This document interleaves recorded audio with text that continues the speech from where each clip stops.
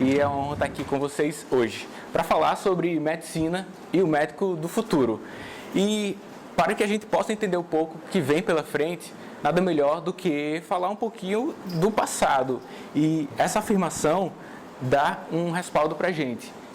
Se queres prever o futuro, estuda o passado.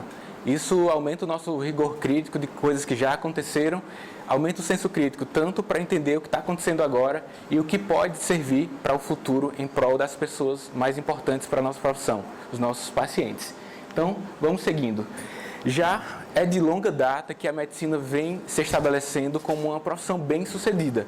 Há um tempo atrás, a gente tinha o empirismo tomando de conta, e aí o espaço do racionalismo, do cientificismo, ele vai sendo mais presente na vida de todo mundo. Centenas e milhares de anos, nas últimas décadas, isso ainda está sendo processado. E entender um pouquinho mais sobre essa racionalização que acontece hoje, que justifica um conjunto de informações que pauta a nossa profissão médica, a definição, é entender também uma demanda social.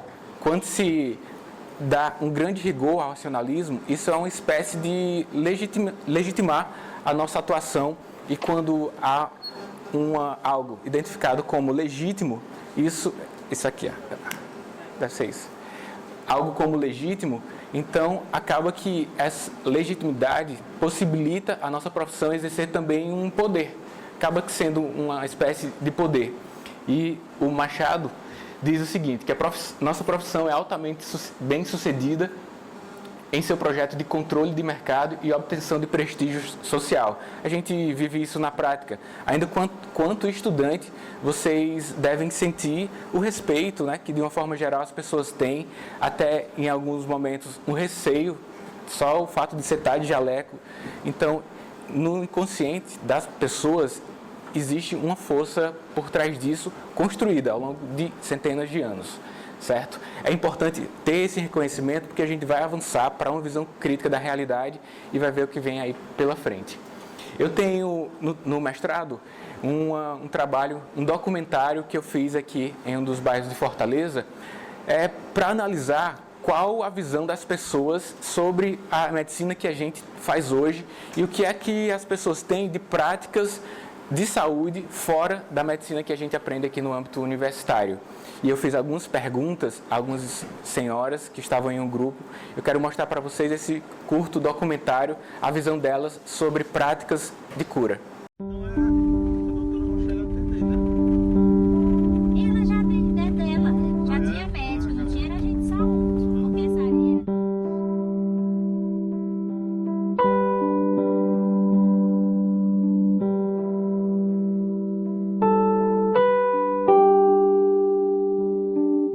Pode? Meu nome é Maria Manso.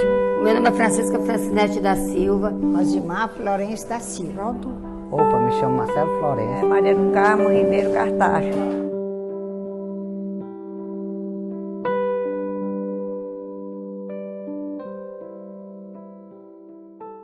Vi pessoas fazer essas rezas e alcançar o milagre, mas eu creio que depois que eu aceitei Jesus, eu já vejo as coisas diferentes. Estive internada no Hospital de Messejana, parti de 2 infartos, 2 paradas, fui um Pena com a doutora Carol. Gente, eu sou evangélica, né? Eu, sinceramente, se eu tivesse uma criança, um filho meu, eu não levava mais para uma rezadeira. Eu ainda estou passando uma situação com meu marido com uma perna que precisa de reza e não tem quem reza, tu acredita? Não estou discriminando, dizendo que não há milagre. Porque a gente faz aquelas orações, mas quem abençoa, quem dá é Deus. Você procura assim, não acha. Ai, mas eu não rezo em gente grande, eu rezo em criança. Viu? Eu encontrei quem rezasse, mas só em criança, em adulto não. Aí fica difícil, né? Mas primeiramente aquele buscar Senhor lá em cima. Conversava com Deus 24 horas, meu filho rezava 3 dias, 3 noites, a minha filha, meus netos, meu marido. E ele ainda está doente, que é aquele negócio de zapele. E eu conheço muito bem quando você tem um AVC que chama anosmia, que eu sou do interior. que é nós mistura, você faz nós mistura de cada semente, a melancia, o girimum, o gergelim, a mostarda, o girassol, o êndolo. Você faz aquele preparo tudinho e bota a cachaça alemã e dá para aquele paciente tomar.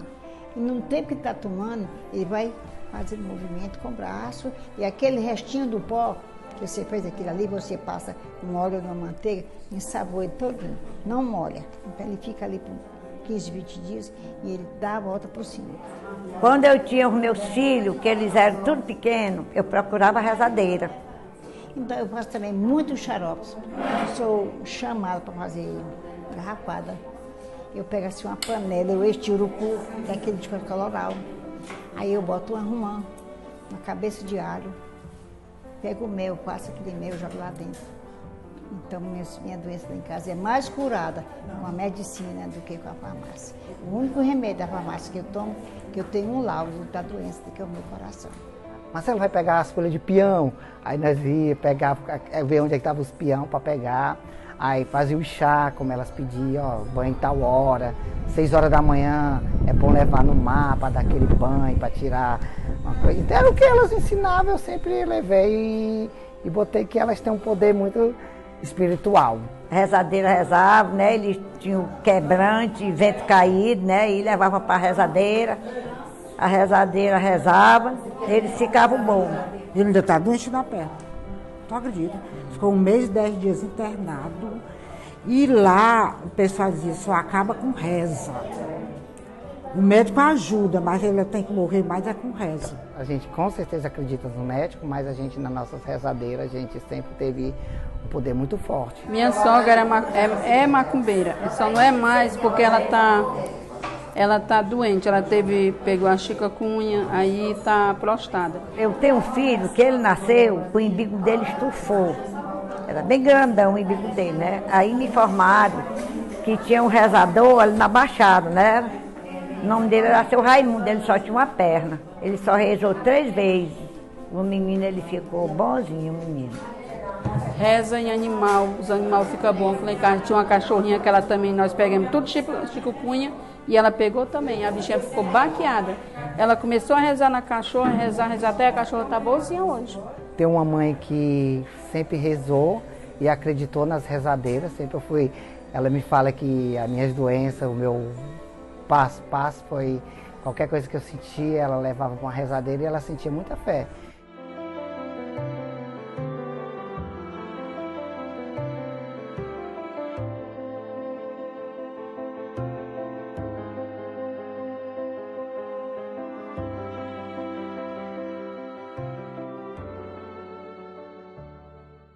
Mas eu tenho fé, eu acredito. Acredito em reza. Na minha amostra, que foi para além dos relatos que estão aí no vídeo, ficou evidente que as práticas não relacionadas a essa grande racionalidade que a gente tem dentro da medicina, elas estão ficando um pouco de lado aqui nos grandes centros como Fortaleza. Vocês percebem explicações sobre os problemas de saúde sem necessariamente racionalizar. Então, uma delas falou algo que a gente conhece como hérnia umbilical, e aí poderia, dentro da racionalidade, a gente dizer que precisava de uma hernioplastia ou então uma conduta expectante. A gente tem nome para tudo, sendo que muitas vezes, dentro de outras práticas não tão cientificistas, conseguimos resultados similares. Mas lógico que quando a gente está dentro do âmbito científico, tem amostras, tem estudos populacionais, nós aumentamos o teor de previsibilidade das nossas condutas. E isso também é relevante para uma evolução da medicina no nosso contexto atual. Quando a gente fala na prática médica hoje, nós utilizamos essa complexa combinação para definir cada conduta. Nós utilizamos questões relacionadas ao empirismo, baseado mesmo na nossa prática e experiência cotidiana, além do que o grande raciocínio clínico, tendo sempre por volta de 4 ou 5 hipóteses, solicitando exames complementares, às vezes sim, às vezes não. E isso faz com que a gente aumente as chances de impactar positivamente na saúde daquelas pessoas. Só que, para uma visão social, se pensa que estamos baseados apenas no raciocínio clínico. Já pensou se a sociedade entende que nós também somos baseados no empirismo, na nossa experiência. Tá, isso poderia não revelar, ou então ter um grande entendimento, como temos hoje, da profissão. Quando você está lá na prática do internato, muitas vezes você recebe uma orientação do preceptor e ele diz assim, ó, isso não tem no livro não. Já aconteceu? Algumas vezes vai acontecer. Vai chegar, quando vocês finalizarem a graduação, um paciente que você não vai ter um repertório bem estabelecido de fluxograma lá do ATLS ou algo parecido para que você estabeleça e tenha um resultado específico. Sim, a nossa prática profissional cotidiana, a nossa experiência influencia sobremaneira nas nossas intervenções médicas. No entanto, a gente aborda mais o lado da racionalidade, da abordagem baseada em uma forte evidência, sendo que na prática mesmo aquilo se converte em várias facetas. 3 são citadas aqui: empirismo, experiência cotidiana e raciocínio clínico. À medida que o tempo vai passando, tudo ainda permanece misturado. Até porque novos exames complementares vão aparecendo, novas doenças vão aparecendo, então exige de você novas atitudes médicas. Quando eu terminei a graduação, não existia na nossa matriz curricular falar em algum momento sobre Zika ou chikungunya. Quando vocês terminarem, 1, 2 ou alguns meses depois, vocês terão que ter uma atitude diante de alguma nova condição de saúde que vocês nem sequer viram. No entanto, durante a graduação médica, aqui, vocês são treinados a agirem diante de muitos problemas. E com isso, vocês, durante a profissão médica, terão que exercer a autonomia intelectual.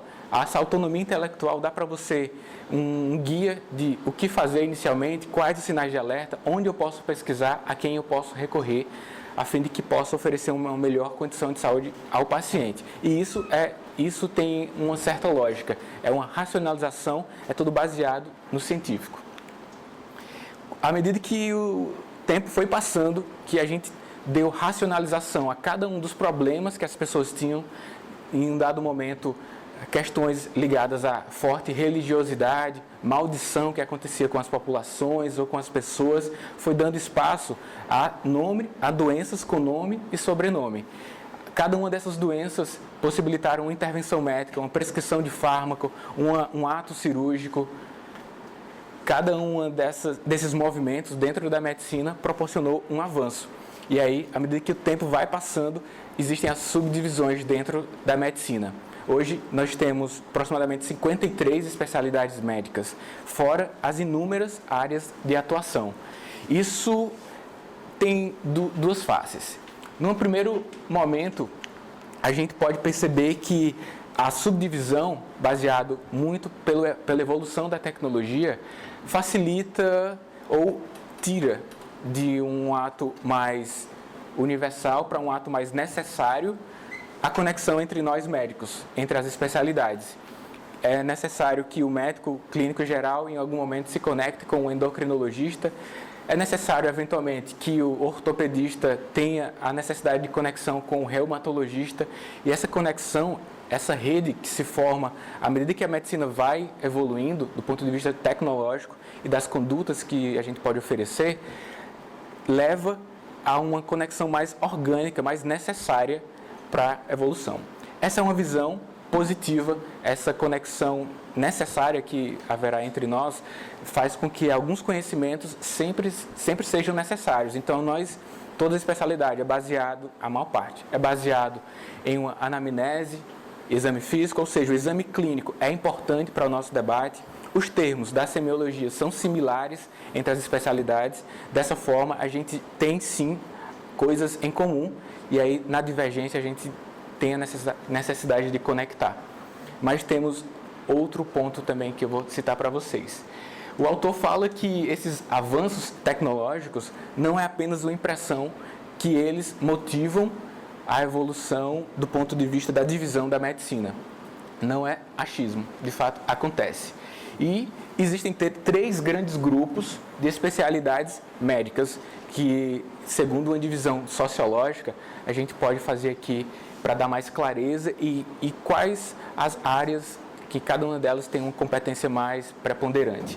Existem as especialidades mais com uma atuação cognitiva, outras mais técnicas, outras com atuações intermediárias e outras com atuações mais burocráticas e tecnológicas. Quando você vai para um clínico geral ou um internista, né, quem fez residência em clínica médica, você muitas vezes consegue resolver o problema de saúde lá mesmo, baseado no exame clínico. Eventualmente, alguns exames complementares são necessários, mas é uma especialidade que se baseia muito no raciocínio clínico e ele exerce forte influência sobre a sua condição de saúde, ele consegue implementar. Já as especialidades que estão mais pautadas em técnico, existe um fluxograma, uma técnica cirúrgica para aquilo, então não que não tenha um âmbito cognitivo, é preciso sim um raciocínio clínico, mas há um certo destaque para a atuação técnica, para a sua habilidade motora, para o fluxo que você deve seguir. Se sair daquele fluxo, é possível que cause um dano ao paciente. Diferente da atitude clínica, que existem vários conceitos juntos, como demora permitida. Então, você vai para um médico e ele ainda desconfia se você tem uma faringoamigdalite, se tem uma faringite, então ele não quer prescrever naquele momento um fármaco para uma direção ou para outra, ele pode aguardar um certo momento. O cirurgião, ele usa esse conceito também, mas o fluxo dele, como é um ato cirúrgico, é muito mais intenso para inserção de protocolos nessas áreas mais que envolvem técnica e habilidade. As intermediárias pautam as suas condutas em um exame clínico bem complexo, no entanto, elas têm certa autonomia em também desempenhar funções técnicas, como o oftalmologista, ele diagnostica uma certa condição, ele tem uma atuação cirúrgica também. Mais recentemente, os dermatologistas, eles conseguem fazer os pequenos procedimentos, tanto estéticos quanto não estéticos. E as especialidades com atuação mais intensa da parte de burocracias e tecnológicas, como a medicina do trabalho. Tem um amigo do trabalho que ele disse que ele, depois que começou a exercer com mais ênfase a medicina do trabalho, ele disse que não sabe se é medicina ou é direito, de tantas normas, de tantas regras, que ele tem que estudar sempre e verificar se as normas de determinada empresa ou outras estão sendo seguidas, porque muda com uma certa frequência. A gestão hospitalar, então, é uma área que nós atuamos também, não tem a ver exatamente com o exame clínico, mas acaba sendo também atuação médica. Com isso, eu gostaria que vocês ampliassem a visão das possibilidades de atuação médica. O médico é médico, sendo professor universitário, às vezes alguém pode até dizer, você é médico ou é só professor?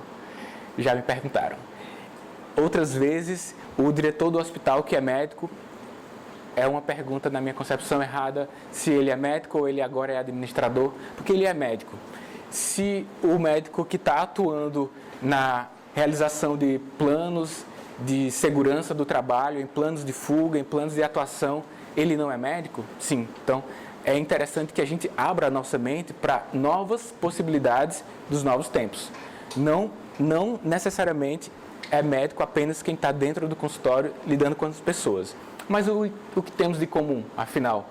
Impactar a saúde das pessoas de várias formas. Como um professor impacta? Treinando melhor as pessoas que vão utilizar diretamente com o público. Como o gestor hospitalar impacta? Fazendo com que os fluxos dentro desse serviço hospitalar que ele atua sejam mais ágeis e proporcionem uma maior velocidade em que o médico que está em serviço gere a modificação que o serviço quer. Então, a medicina dá para a gente hoje várias possibilidades para além do consultório médico. O que é que a gente tem hoje estatisticamente? 43% dos médicos hoje são das áreas cognitivas, são os clínicos em vários sentidos. Medicina interna, pediatria, endócrino. Eu falo sobre especialidades, subespecialidades e áreas de atuação. São 23. Técnicas e de habilidades, 13% dos médicos. Estima-se que por volta de 80% dos serviços de saúde são resolvidos por clínicos gerais, especialistas em clínica geral, não generalistas puramente. As especialidades intermediárias, 36% dos médicos, e as tecnológicas burocráticas, 7%. Então, enxerguem com isso demandas de mercado. O que é que podemos atuar para o futuro oferecer aquela demanda? Porque o curso médico é extenso, são 6 anos. Imagina o que você ouviu lá no S1, no S2. Será que vai ser ainda uma verdade quando vocês estiverem lá colando o grau? São 6 anos depois, aproximadamente. E é preciso que vocês desenvolvam uma certa capacidade de visão crítica e ver o que pode acontecer pela frente. Alguns dados ajudam a analisar o passado, como eu falei um pouco atrás, e ter uma visão crítica do presente. Vai dar para você a grande possibilidade de ter um melhor desempenho na profissão daqui a alguns meses ou anos. Dali do outro lado são a quantidade de áreas de atuação ou especialidade, e aqui na frente a porcentagem de médicos. 23 especialidades ou áreas de atuação cognitivas, 10 técnicas cirúrgicas, 19 intermediárias e 12 tecnológicas. Falei para vocês que a visão dos autores ainda são divergentes quanto à subespecialidade e à influência da tecnologia dentro da nossa área de atuação hoje. Se por um lado acaba sendo conectado de uma forma orgânica às especialidades, porque há necessidade, já que houve forte subdivisão, por outro, essa subdivisão afasta nós médicos da nossa origem. Então, imagina o sentimento de um médico do trabalho que atua só no setor industrial, sem contato direto com o paciente, mas por questões de regulamentação, 10 anos depois da sua formatura. Será que ele ainda sabe diagnosticar uma faringoamigdalite? E precisa saber isso? Então, são reflexões sem respostas corretas, mas que o conhecimento global dado dentro da graduação se estima que com isso você tem uma visão mais crítica em qualquer área que você vai atuar, das citadas aqui ou das que ainda vão existir. Quando a gente analisa as profissões, se estima que das 5 profissões que você vai exercer em algum momento da vida, que as pessoas que estão na graduação hoje vão exercer em algum momento da vida, por volta de 2 ou 3 ainda nem existem. Quando eu era criança, não tinha ninguém sonhando em ser um youtuber. Ou então, ninguém sonhando em ser um gestor de tráfego nas redes sociais. Não é? Imagina outra das possibilidades que a gente já tem hoje dentro da medicina, imagina o quanto mais que vão surgir. Se a gente não ficar atento quanto a isso, as oportunidades vão passando. E dentro da medicina tem uma peculiaridade. Não é que novas vão surgir e outras vão acabando. É que vai somando tudo. Eventualmente, uma especialidade pode passar a ter um menor grau de necessidade, talvez com a leitura através dos algoritmos de lâminas ou exames de imagem. Talvez o radiologista tenha que modificar especificamente o laudo, mas ele vai atuar de alguma maneira, vai ser essencial. Só vai mudar, vai ter que fazer alguns ajustes sobre qual a atuação de algum médico, e serve para todas as especialidades. É possível que você mude um pouquinho como vai ser sua atuação, mas novas especialidades surgirão e é improvável que algumas acabem. Improvável, mas como eu não tenho bola de cristal, não posso afirmar isso com veemência.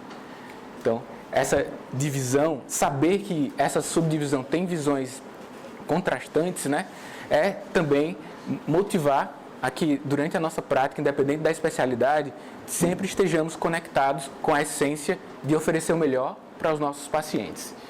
O processo de especialização também é visto como um mecanismo estratégico dentro dos estudos da sociologia. É estratégico porque, em vez de novas profissões serem criadas, a gente ainda fica sendo médico e dentro da medicina a gente faz a divisão. A gente começa, então, a pegar para a gente novas coisas que estão surgindo. Hoje a gente tem grandes embates jurídicos com outras profissões dentro da saúde para que a gente faça alguns procedimentos, não é isso? Vocês veem com frequência. E por que a medicina já tem sido formada estrategicamente para só subdividir, nunca dividir e deixar para outra profissão? isso foi uma formação, tem sido uma formação cultural. Não estou questionando, estou mostrando que temos de evidência para que aumentamos o nosso senso crítico do que está acontecendo hoje. Uma amiga oftalmologista, já de muitos anos de formada, ela me disse: Daniel, já esqueci de tudo da medicina. Então, com essa fala, ela já me disse que já se desconectou um pouquinho da essência. Lógico que ela tem forte influência sobre a saúde das pessoas e tudo, mas eu entendi o que ela quis dizer com aquilo. Ela falou que aquilo do exame clínico complexo, de que a clínica é soberana, ela está mais dentro do consultório dela, focada literalmente no olho, né? E lógico que em algumas condições influencia de forma sistêmica, mas ela tem uma atuação muito mais incisiva à demanda da especialidade dela. Acontece com a sub. Até pouco tempo atrás, não existia o ultrassonografista, simplesmente porque não tinha energia. Um tempo atrás, não existia o patologista, simplesmente porque as técnicas de produção de lâmina não existiam. E aí a gente vai somando novas especialidades. Existe médico hoje atuando dentro da área da tecnologia, ajudando a desenvolver algoritmos da inteligência artificial. E então, já são áreas que estão surgindo na medicina que ainda não foram classificadas pelo nosso conselho, ou qualquer conselho mundial de medicina, como especialidade, como subespecialidade, mas sempre o mercado anda muito na frente das regulamentações. Foi assim com o Uber, chegou primeiro, depois veio regulamentar, e assim vai ser com várias tecnologias que chegarão até a gente. Em alguns momentos nós sofreremos grandes embates, porque vai impactar talvez na atuação do trabalho médico, a inteligência artificial, mas só que ela vai crescer e nem que você queira, ou não queira. Então, algumas especialidades médicas, os médicos se sentem como numa ilha em um determinado momento da sua carreira, isolados um pouco daquela ciência que eu citei mais na frente, e isso é constantemente citado dentro da abordagem dos estudos acerca da evolução da medicina. E a revolução tecnológica e a prática médica. Qual a conexão entre essas duas pontas aí? Por um lado, a gente tem sim a tecnologia contribuindo para novos exames complementares, novas possibilidades terapêuticas, novas possibilidades de atuação médica, novos diagnósticos e, portanto, uma melhor sobrevida daquelas pessoas que buscam os serviços. Certo, ajudou muitas pessoas. Na prática médica, muitas vezes, agora saiam do romantismo e venham para a realidade. Muitas vezes, considerando países, regiões, nós não temos à disposição coisas simples, como otoscópio para avaliar o que é que o paciente está citando lá. Nós não temos, muitas vezes, um soro de reidratação oral para oferecer à criança que está com diarreia. Então, não deixemos nos encantar com esse grande romantismo, porque existem demandas e demandas que ainda precisam ser supridas. Isso também fala a favor de que haverá forte espaço para atuação na ponta tecnológica da medicina e haverá atuação também no que a gente já tem de conduta bem estabelecida, porque as sociedades elas ainda estão em níveis diferentes de desenvolvimento socioeconômico. Isso é interessante notar. Vocês têm essa vivência nas aulas práticas, no internato, nós temos isso durante a residência e vamos em campo, por exemplo, como uma atividade dessa de mestrado que eu mostrei a vocês através desse pequeno documentário. Algumas tentativas de previsões para o futuro.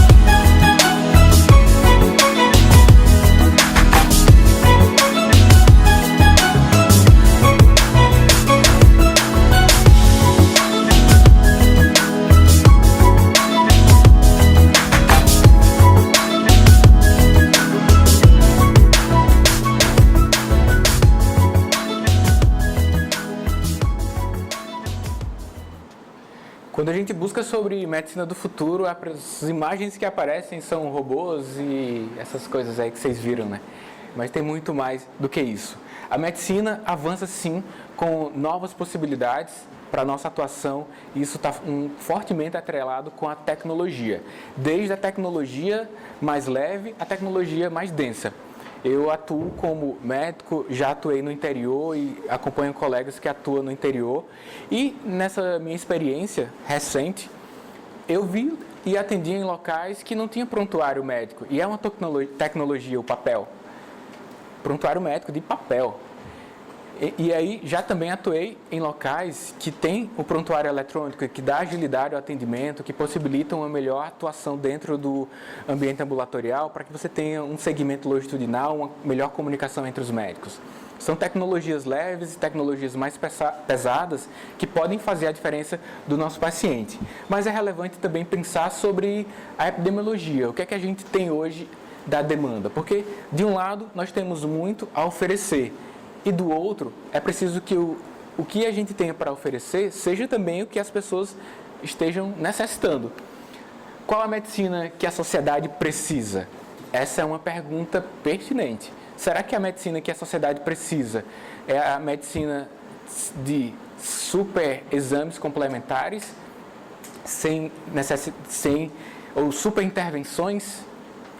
O que é que a gente precisa de hoje? Com isso eu não estou dizendo que deveríamos barrar a evolução, barrar os estudos, mas só uma crítica que faz com que a gente saia da zona de conforto, a fim de que saiamos da inércia e a gente pode fazer muita coisa com os recursos atuais. As principais causas de morte são cardiopatia isquêmica, acidente vascular encefálico, a DPOC, infecções das vias aéreas inferiores. Então, dessas apontadas aí, das 10, vocês sabem, tão quanto eu, que elas já têm o que atuar sobre. Então, a gente está evoluindo na medicina para quê? Para aumentar e melhorar a qualidade de vida das pessoas? Beleza, vamos nessa. Mas com o que a gente tem hoje, já conseguimos dar acesso? Sim, a gente consegue dar muito acesso, mas a gente tem muito a que evoluir. Dessas citadas aí, a mudança de estilo de vida não é uma tecnologia motivacional, né? Digamos, se é que existe esse termo. Mas que você precisa fazer com que os seus pacientes coloquem em prática algumas. Outras como disponibilizar espaço para isso. Disponibilizar tempo, uma vez que ela está numa rotina de trabalho, a depender de qual o extrato econômico que ela se encontra. Você oferecer fármacos que já existem para TB, por exemplo. A prevenção são 3 pontos relevantes que a gente pense sobre a medicina do futuro. Prevenção quaternária, ela é algo que fala a favor da proteção do paciente. É uma escolha sábia que você faz a cada momento que o indivíduo chega no seu consultório e você decide em intervir ou não de maneiras diversas, seja prescrevendo um fármaco, seja solicitando o exame complementar ou realizando algum procedimento. Normalmente ela está associada ao não fazer. Se chega alguém e diz para você que está com febre, está com uma certa dor na garganta, também fez uns espirros, você muito bem pode implementar uma conduta como: vou solicitar um exame de cultura da orofaringe, depois que coletar o material vou prescrever azitromicina, amoxicilina, também vou prescrever a prednisona, um corticoide, vou prescrever uma loratadina, 10 mg, e aí eu estou atirando para todo lado, certeza que vai funcionar de alguma forma. Mas o que eu estou fazendo, essa tecnologia que eu estou me aproveitando, né, de ter a disponibilidade do exame da cultura, de ter o corticoide, o antibiótico, o antihistamínico, muitas vezes o AINE, então anti-inflamatório não hormonal, isso não representa necessariamente um benefício para as pessoas. A prevenção quaternária é escolher sabiamente qual a melhor conduta colocar em prática naquele momento. E às vezes não é uma conduta prescritiva. É avaliar o quadro, analisar se tem sinais de alerta, aguardar a evolução natural por algumas horas, dentro de um plantão médico, por exemplo, ou então alguns dias, se você não encontra sinais de alerta. Então, a prevenção quaternária tem que ficar cada vez mais na mente do médico do futuro pois teremos cada vez mais possibilidades de intervenções. Se a gente pensa só em intervir, a gente vai esquecendo que a nossa intervenção também pode causar um dano. A autonomia do paciente é algo que deve ficar nas nossas mentes também. Da mesma forma que, por termos um arsenal terapêutico gigante, a tendência é de tomar uma conduta prescritiva e deixar um pouco de lado o que é que o paciente quer dele. Especialidades que falam muito sobre isso: cuidados paliativos, uma área de atuação, medicina de família, as áreas clínicas, de forma geral, elas devem, algumas de uma forma maior e outras de uma forma mais discreta, elas já utilizam esse recurso de dar autonomia ao paciente. Dentro de um atendimento médico, para que você consiga que ele coloque em prática as suas recomendações, é preciso que ele aceite. Não pense que ao prescrever, automaticamente ele já está aplicando aquilo, não. A adesão farmacológica tem tudo a ver com a autonomia do paciente. E esse é um recurso seu, de comunicação interpessoal, que também tem o seu aspecto de motivação por parte do paciente e da possibilidade de aplicação das suas recomendações. Você prescreve em um plantão médico um fármaco de alto custo, beleza, você fez a recomendação padrão ouro, mas que algumas vezes não será possível implementar em virtude da condição econômica do seu paciente. Conectar a melhor evidência com a melhor possibilidade é algo que o médico do presente e do futuro, mais ainda, tem que estar sempre pautado. E a saúde, na minha concepção, agora falando mais de medicina de forma geral, ela deve se tornar mais acessível para as pessoas. Analisando historicamente, sim, alguns exames complementares mais inacessíveis anteriormente, alguns 5, 10 anos atrás, já estão mais hoje. O acesso da pessoa aos profissionais de saúde acaba também, que hoje a gente tem um pouco mais, e o aumento da acessibilidade é isso que vai proporcionar um impacto sobre as pessoas, e não necessariamente o avanço da tecnologia, na minha visão. A tecnologia, sim, é importante, eu não estou negando uma afirmação com a outra, mas eu estou falando que esse aumento do acesso, se já acontecer com a tecnologia atual, já muda tudo. Olha o que os pacientes pensam da gente.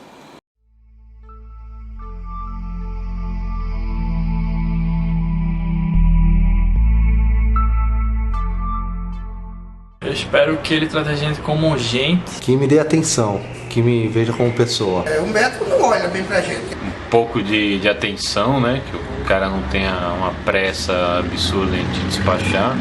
Que ele olhe pelo menos na cara da gente, né? Porque nem isso eles fazem. É verdade mesmo, ele não olha pra pessoa, ele fica lá só escrevendo, né?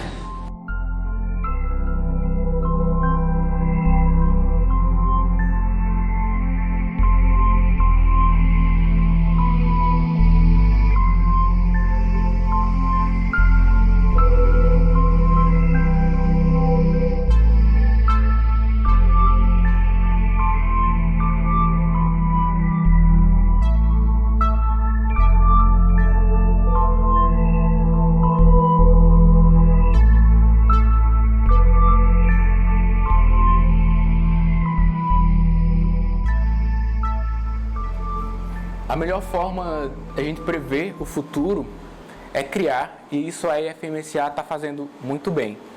Foi um prazer estar aqui com vocês hoje, espero que essas reflexões permaneçam por vocês por longo tempo.